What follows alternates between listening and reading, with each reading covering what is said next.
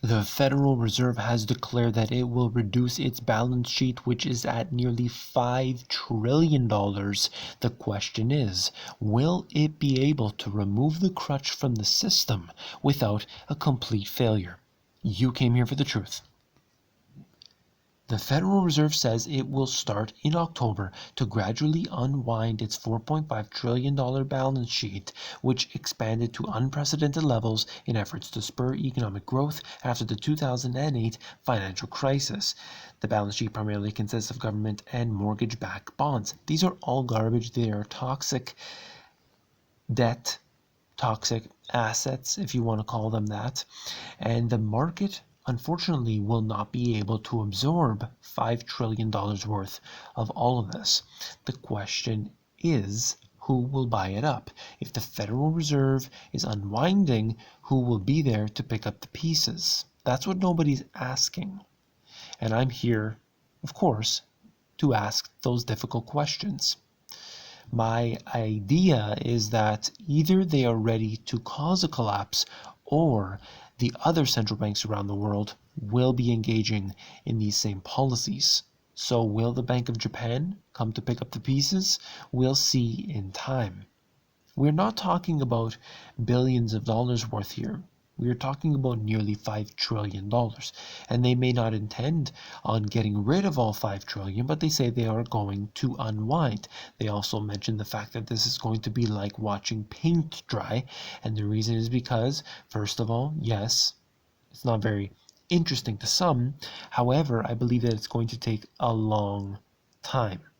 That's what people don't understand.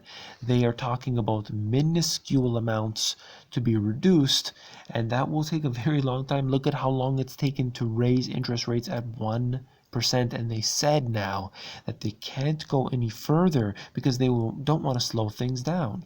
But I thought that they were suggesting that increasing interest rates would provide a more sound economy. So now they're turning their back on what they said before. Warren Buffett says that the Dow is going to over 1 million. So can you believe this? Warren Buffett suggesting that we are going over 1 million. But when you look at it, is 1 million really high? How much money is being printed into the system? What are they willing to do? How far are they willing to go? And this is the Federal Reserve's plan to push the markets up higher and higher. So let's cover this a little bit more. Now, Warren Buffett, everybody knows Warren Buffett, what he's up to. The $147 billion team photo. Look at this. Forbes had this conference here, and it might be hard to see on the screen, but what you're looking at is all these different billionaires and millionaires gathering together, Warren Buffett in the center, with nearly $80 billion worth net worth, and all these other individuals. And these are the people who ultimately decide what happens. You think that the Federal Reserve is deciding things, but of course, that's not the case. It is those who own and control the corporations which have their men in power in the positions of high places. I've said this many times, and I know most of you do agree with that.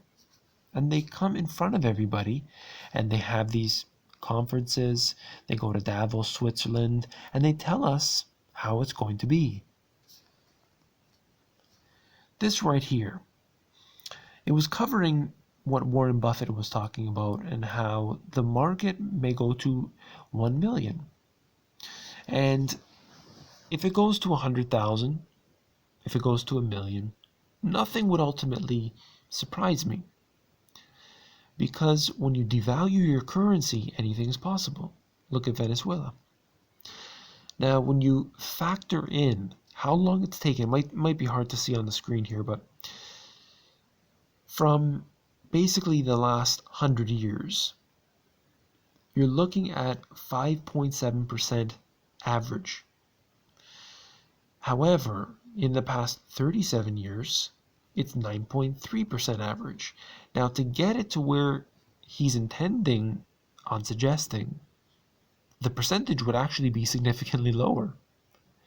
We're looking at only a few percent per year. So surely it can go that far in the next 100 years. But we are looking at dismal returns. But most people don't agree with that. But of course, there will be setbacks along the way. Even Warren Buffett would ultimately agree with that, but the average person, unsophisticated, will not. So what we can say is that the stock market might go up, but what is happening to the currency? Sure, the Dow Jones might be up 1 million, but the Dow Jones might be, when you look at it differently, what about a sandwich when you go to the store? Will it cost you $1,000? Most people would think that's ridiculous, but you've seen that in other countries which experience hyperinflation. There's really no difference. This is interesting here. The 2-year U.S. Treasury yield has been inching higher and higher and just happens to be in lockstep with the Fed funds rate. We'll see if it breaks free from that. But it seems to be going at this level that it hasn't been since the financial crisis. And that's something that we continuously are witnessing as time goes on. So what the Fed will do, we'll have to see. They're claiming that they're going to reduce their balance sheet, and if they do, just like interest rates, it's going to be way too slow to make a difference anytime soon. So that's all for this video. If you found it informative, please give me a thumbs up, and don't forget to hit that subscribe button. You want to make sure you're getting on all of my videos. I post every single day, so you definitely need to make sure you're staying up with it, keeping up with all this information. Take care.